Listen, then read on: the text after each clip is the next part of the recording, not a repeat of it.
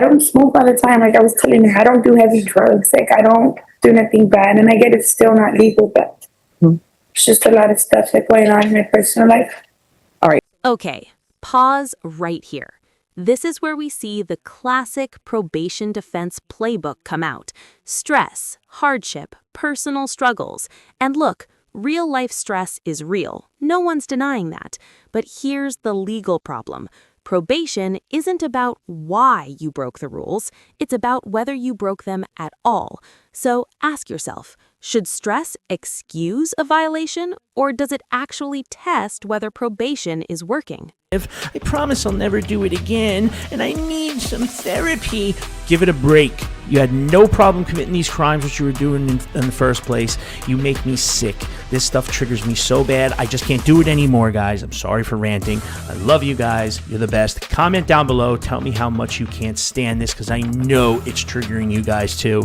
Like and subscribe. Set your notifications to all. Let's roll, nerds. If I may, Yes.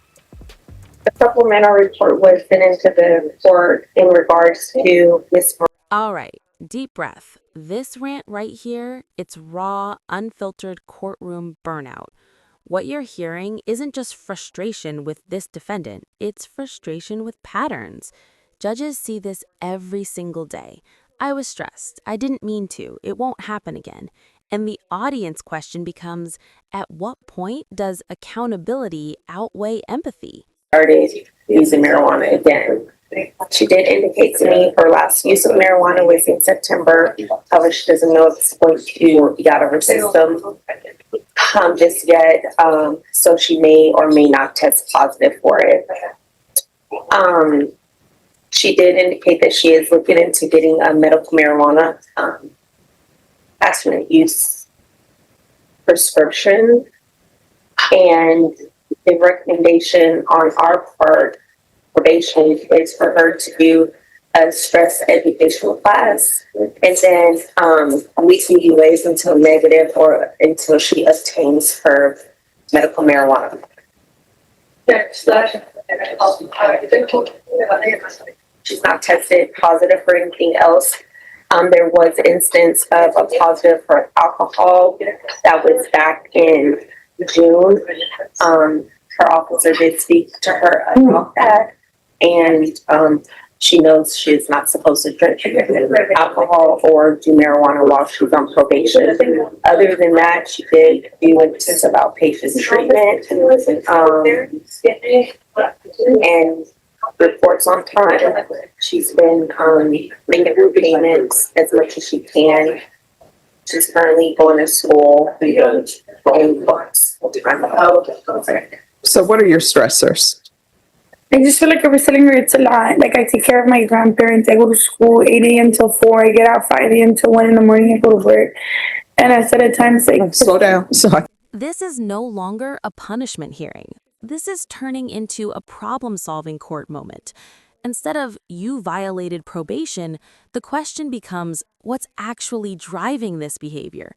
That distinction matters because legally, this is the difference between revocation and rehabilitation. it's just a lot of stuff like going on in my personal life. So let me ask you this. Do you think I have stressors? Pretty sure. Yeah. I mean, I have a lot of stressors, right? I'm pretty sure a lot. So, because I do this, then I do mental health court, then I teach, then I do a lot of charity work for students. This was supposed to be my year of saying no. And I found out I just can't say no. People tell me, hey, can you come and talk to students? And I'm like, yes, I can. Because I always think that maybe something, and I say to them, or if I don't go, maybe something will happen. If I do go, maybe that person who is struggling, that will give them the push they need to go on. But I can give you a stress education class, but let me just tell you, you need to sit down and you need to internalize and look at your schedule. And if there's something that's got to give, there's something that's got to give, right? For example, with your grandparents and you're helping take care of them, are there other people in your family who can help take care of them? Yes, but everybody works. Like, I'm the only one that lives with them. Like, everybody has their own lives, you know? Now, see, here's the thing. Even though you live with them, at the end of the day, you have your own life too. And when I was in CPS court, we would call it respite care. Sometimes you may need to get away, and that means that other relatives need to step in and maybe give you a break. And you need to tell them, hey, look, everybody, I'm on deferred adjudication. I'm trying to get my life together. I'm looking at 2 to 20 years in prison if I mess up, right? And sometimes I need a break. Like sometimes I'm waitressing, and I know waitressing is a hard job. I still don't even understand why they still do this thing, because I have relatives who would be waitresses, do bus work. And you know what? They pay them $2 an hour, and then the rest you're dependent on tip. I don't know how in this country we allow that to be. Do you know when I went to Paris for the first time, all our friends, we thought the waitresses and everybody was just like loving us. We just, these great people. And you know what we were doing? We were dropping tips everywhere. And I mean, when I say tips, it's like, oh, I'll put in $10. We don't want people to think we're, bad Americans. So we're dropping all these tips. And then when we get ready to leave, we find out it's already built in. They're not making $2 an hour.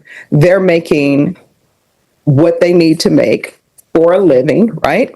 So that is why when you go to those restaurants, nobody's rushing you Yeah. to get the next tip. People are sitting there all night and you're wondering why, and that is why. So that's something you'll need to talk to your legislature about. But I understand your stressors. I'm not going to file a motion to revoke or ask them to file a motion to revoke. That's why we're having this compliance hearing. But you need to sit down and you need to reach out to your family members and say, hey, look, I need a break. Can you give me 2 hours where you come over and just let me go to a park? This right here is the heart of the case. The judge could have gone nuclear, motion to revoke, jail time, done.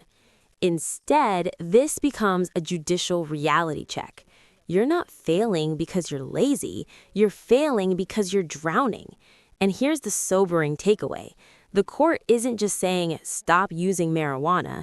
It's saying, if you don't redesign your life, the system will redesign it for you with prison. That's not compassion. That's a warning. So I think adding a stress course for her is just adding pile on. If you feel as though you need a stress course, then you just talk to probation and let them know. But what you need to do is you need to have a conversation with the people in your family, the people who love the grandparents as well, and tell them you need some help.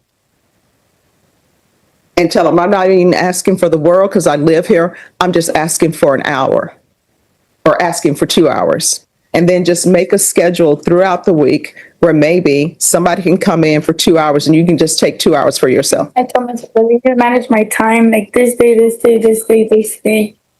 Yeah. And just get time for myself, like you said. Yeah. So let the relatives know. Okay. All right. Okay. So no more using of marijuana. It's illegal. So they're going to test you. And how often do you want to do weekly testing or once every 2 weeks? 2 weeks. All right. So they're going to test you once every 2 weeks. So those levels should start going down. All right, well, I'm going to go today to do my UA because I haven't done it for October. But like October, I think it may be dirty. I'm not Okay. So the levels need to start going down and you need to sit down, figure out your schedule, and you need to start talking to everybody who claims they love the grandparents as well and tell them you need a break and you're asking for them to just give you 2 hours once a week. It could be an hour here or an hour there, but tell them you just need 2 hours. All right? Yes. All right. Thank you. Keep up the good work. Thank you. You're welcome.